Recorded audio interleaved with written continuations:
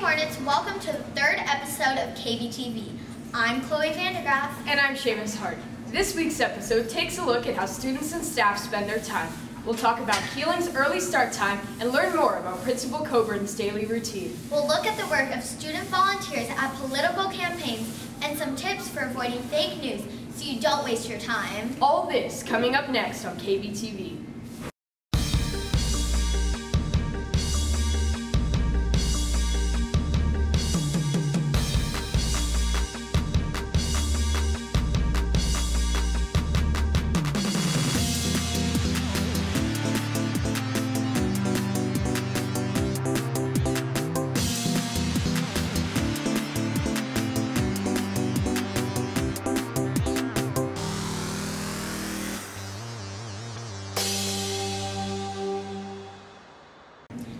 It's a Tuesday, so it's a news day. Here's the buzz for this week.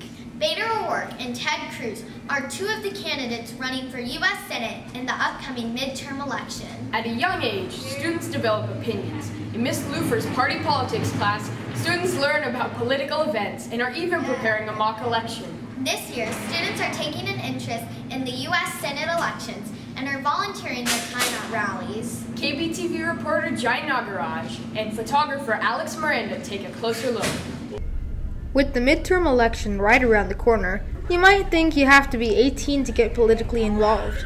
Not at Keeling, where U.S. and Texas government are incorporated into many of our classes.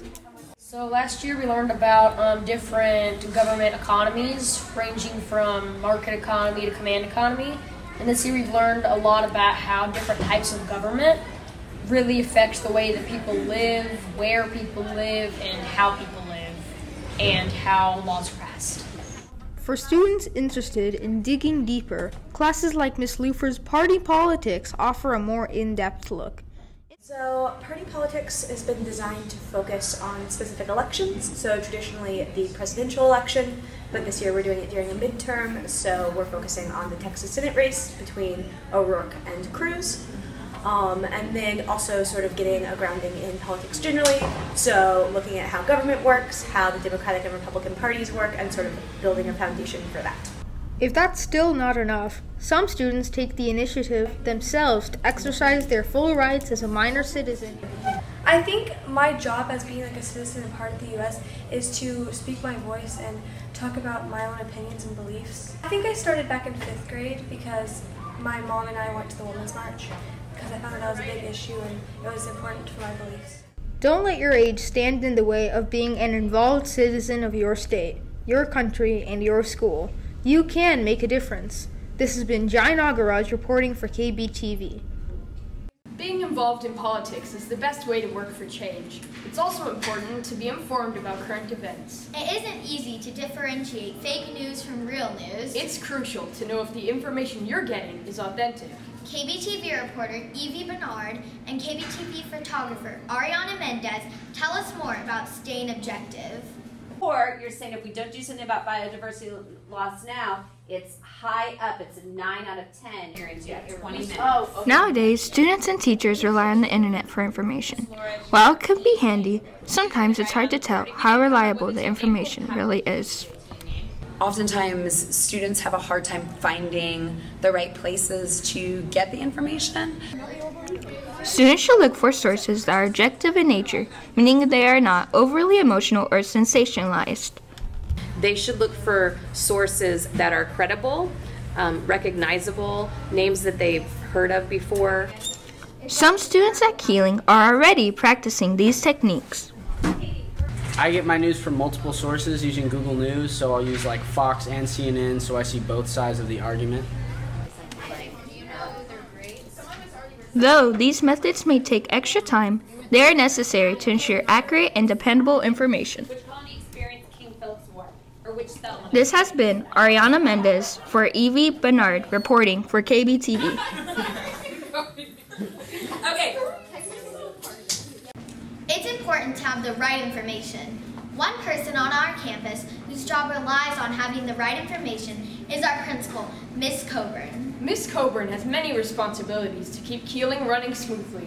KBTV reporter Alice Scott and Cohen Tarrant take us there. In her 4th year as principal of Keeling Middle School, Kenesha Coburn has mastered the ins and outs of running a school. It really is just my job to make sure that everything on the campus operates in a way that works well for kids. In fact, last year, she was awarded AISD Principal of the Year Award, edging out principals from over 130 district schools. She's the best. I mean, on a given year, there are different principals of the year. Every single leader can all be people of the year for the kids that they work with. Respect for Coburn can be seen at the campus level as well, where teachers appreciate her work and understand the importance of working toward change around the school and in the community. Miss Coburn doesn't see middle school as just a rite of passage, but she sees middle school as a place where kids can really learn how to learn. Coburn manages the school in a way that allows students to thrive, ensuring that Keeling has a positive learning environment. And then anything else that has to happen, sometimes that may be there are pencil shavings in the hallway and there's a broom nearby and I'm getting pencil shavings. Although she has a busy schedule, Ms. Coburn makes it work, keeping Keeling, its students, and teachers on the right path for success. This has been Alice Scott reporting for KBTV. A Principal's Day has a lot going on behind the scenes to keep students safe and ready to learn. Administration, both at the school and the district, play a big part in Keeling's early start time. A start time that some students wish was later. Here with more on this are Sasha Conradi and Lucia O'Driscoll. Keeling Middle School has an early start time. By 7:20, students are in their classrooms and are prepared for school. But is that enough time for sleep? Middle schoolers need 9 to 10 hours of sleep. Some kids might need more, some kids might need less, and that can vary throughout those years. Lack of sleep is one disadvantage of the early start time, but some students get something out of it. Because I have more time to do homework, and homework in the evening. An early end to the school day allows students to enjoy their interests outside of school. Also allows for students to have extracurriculars after school and then still have time to work on their assignments or homework. No matter how you spend your time, sleep is essential, so students should try to get to bed at a reasonable time in order to have a refreshed school day the next day. Here, erase this and then rewrite it.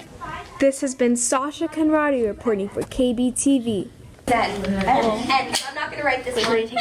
No wonder students feel tired throughout the day. Some students are probably tired right now. Well, at least the episode's over. This has been Seamus Hart and Chloe Vandergraaf.